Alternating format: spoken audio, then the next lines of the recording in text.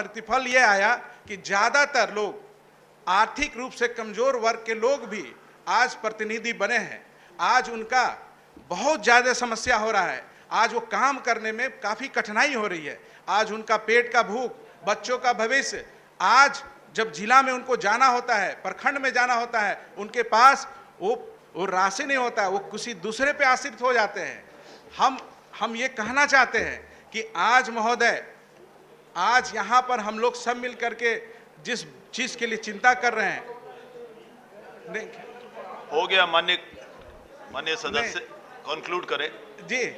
नहीं, एक्चुअली क्या है, देखिए क्यों जरूरी है महोदय जरूरी क्यों है, माफ करें। जरूरी महोदय इसलिए है क्योंकि हर विकास वहीं से शुरुआत होती है हमारी।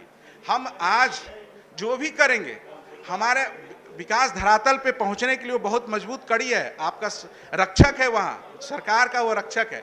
तो हम आज की स्थिति में जो पंचायत प्रतिनिधियों का जो हाल है, आज वेतन के चलते हो, चाहे आज इतना ज्यादा सर वेतन अगर इतना कम है, आर्थिक रूप से कमजोर है, वो किसी दूसरे पे डिपेंडेंट हो जाता है, तो वो उसका सम्मान भी नहीं मिल पाता है। तो हम यहाँ आग्रह करेंगे आपसे कि कम से कम 10,000 रुपया दीजिए मिनिमम जो आज हमारा जो मिनिमम जो हम लोग हो गया। माननीय सदस्य जी, हो गया। एक मिनट हाँ मान दे।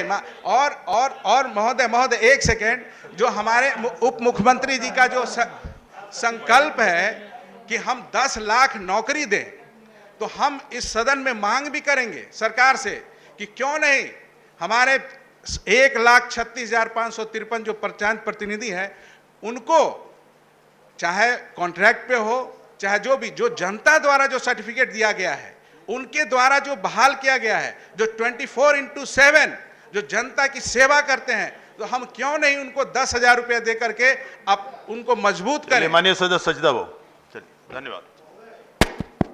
महोदय, जो माननीय सदस्य महेश्वर बाबू और बहन रीना जी, हमारे सदस्य कुमार नागेंद्र जी ने विषय उठाया है, ये बहुत गंभीर विषय है महोदय।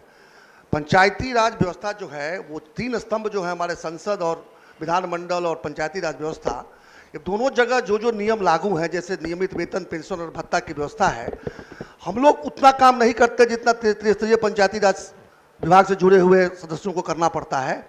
और उनको अपमान हो रहा है महोदय, ये 500 रुपये, 1000 रुपये का एक भीख की तरह जो देते हैं, इस पर विचार होना चाहिए।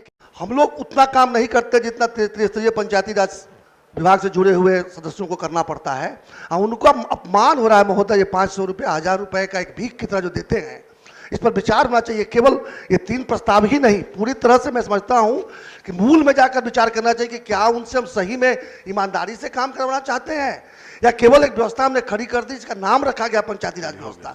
ये बहुत गंभीर विषय है महोदय, इसलिए मैं तीनों ही प्रस्तावों का समर्थन करता हूं और उसे आगे जाने की बात करता हूं महोदय। धन्यवाद। माननीय सदस्य महोदय, बस आखिरी है, इसके बाद अभी माननीय 3 सदस्य के द्वारा जो ये समय खत्म हो रहा है। माननीय सदस्य कुमार नागेंद्र।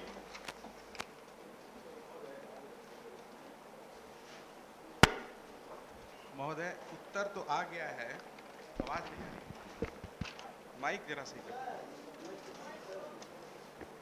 महोदय, उत्तर तो माननीय मंत्री महोदय के यहाँ से आ गया है, लेकिन जो प्रश्न हम पूछना चाह रहे थे, जो प्रश्न का जो संदर्भ था कि भाई जो पंचायत प्रतिनिधि जो पूर्व हो चुके हैं, उनका बकाया वेतन अभी तक नहीं मिला है।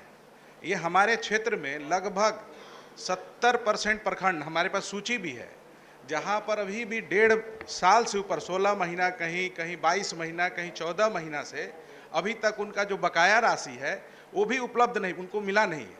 और हमको आया है कि इतना राशि उस मद में अलॉट कर दिया गया। हम उसको स्वीकारते हैं कि आपने जरूर अलॉट करा दिया होगा, लेकिन कहीं न कहीं ऐसी व्यवस्था है जिस कारण से वहाँ नहीं मिल पा रहा है। हम चाहते हैं महोदय सदन से के माध्यम कि आप अलॉट करा दिए और आप प्रखंड से या जिला मुख्यालय से आप पूछने का काम करें कि हम जो राशि दिए हैं वो राशि कहीं जाकर जिला में जाके रुक तो नहीं गया, उस राशि प्रतिनिधि के पास पहुंचा कि नहीं। आज महोदय पुरानी की तो बात अलग है, नया जो प्रतिनिधि 1 वर्ष हो चुका है उसको 3 महीने का अलॉटमेंट मात्र दिया गया है। और हम बताना चाहेंगे हमारे तीनों जिला में कई ऐसे प्रखंड हैं जहां 3 महीना का भी नहीं मिला है, अलॉटमेंट चला गया है।